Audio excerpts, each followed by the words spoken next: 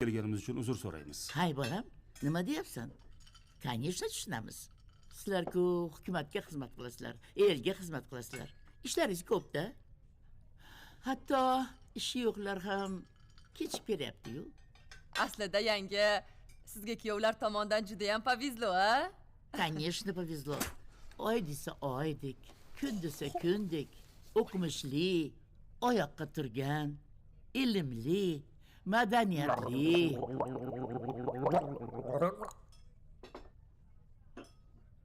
Kechirasizlar, tomog'im qurib ketdi.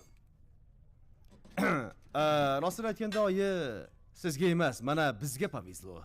Shunday oltinday qaynonamiz bor-da.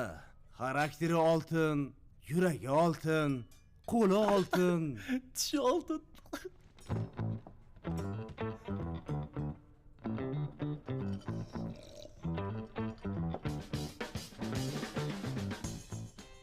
Biz so'z bilan emas, ish bilan ko'rsatishga o'rganganmiz.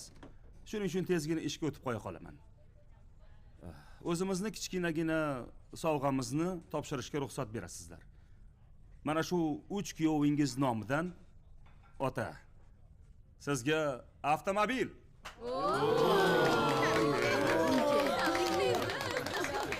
Toyota 2010-yilgi. Albatta bu bilan tugamaydi. Otamizni shunday darajaga yetkazgan, albatta bu bizning oltindek bo'lgan onamizdir. Voy.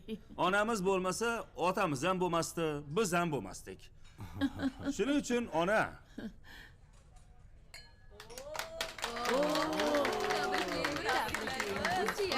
Gitti menga. oltin. Sizlarda. Kelmasanglar ham hech kim xafa bo'lmasdi. Nima, to'sni Safar bojomiz ayta qolsin-a? Safar bojomiz chiroyli gapiradi. Eshitinglar. Qara.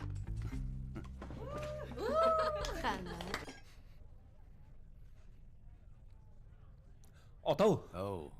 Yo'q, sizga emas. Bu yoqqa aytyapman. Ota, sizni chin qalbdan shu yubileyingiz bilan qutlayman. Sog'lig'ingiz mustahkam bo'lsin. Har doim shunday dasturxon boshida yig'ilib turaylik.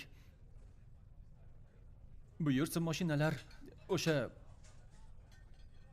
mashinangizga mendan chixol. Chixol. Mex bilan. Mex bilan, mex.